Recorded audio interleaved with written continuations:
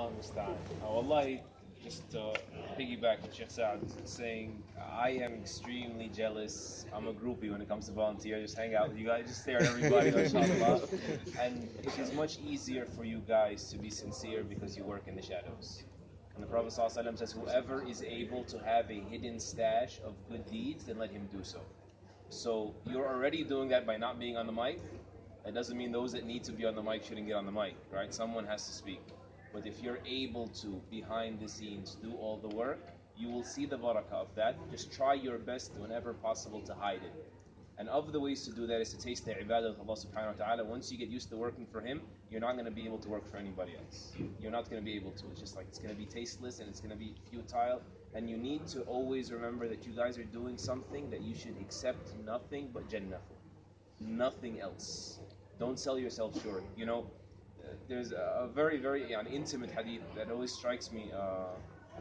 In the Muslim Imam Ahmad, rahimahullah, there used to be a man that always had his little kid with him in the masjid that loved his kid abnormally, like above average, it stuck out.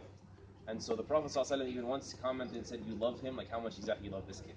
He said, may Allah love you the way I love him. It's like, if Allah loves you the way I love this kid, there's nothing beyond that. Like, that's the ceiling. And so the man stopped attending the masjid.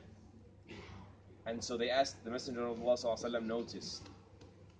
And for a leader to notice, this is just insane, right? You guys have a better chance of noticing these things, right? And so act on it. And so he noticed that what happened to the man, and said his kid died.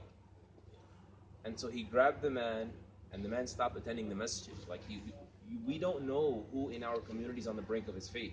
We fly in, give a talk, drive in, give a talk, show up and give a talk, and we just, to be able to know this, like I had a sister who came up to me yesterday after the talk in John Jay, and she blew my mind, you know, with what she's going through, what she's struggling with. She just became Muslim, you know, and converts, many times the reason they convert is because Allah blesses them by throwing a whole mountain of problems in their life. So they go back to Allah. That's why you should expect that a convert is going to come in with a load of problems in their life, right? It's just, it comes with it. They wouldn't have come to Islam if they didn't have those problems to begin with. And likewise, people within Islam are leaning in the other direction. They're having so many problems pushing them out of Islam. You don't know who's on the brink of your faith. So the Prophet ﷺ saw this man and he found out that his son died. He called him forward and he gave him a few words. You don't ever belittle what a few words can do. And he said to him, wouldn't you accept that you not approach any door of Jannah except that this kid opens it for you, brings you to it and opens it for you? He said, I accept, O Messenger of Allah.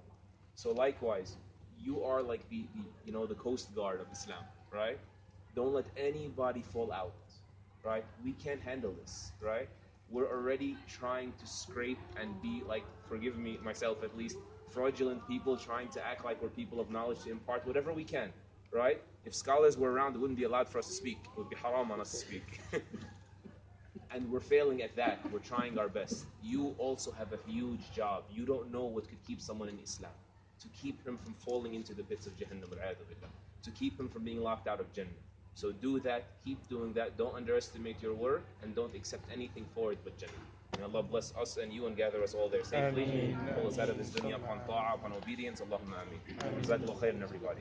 And don't fail your classes either.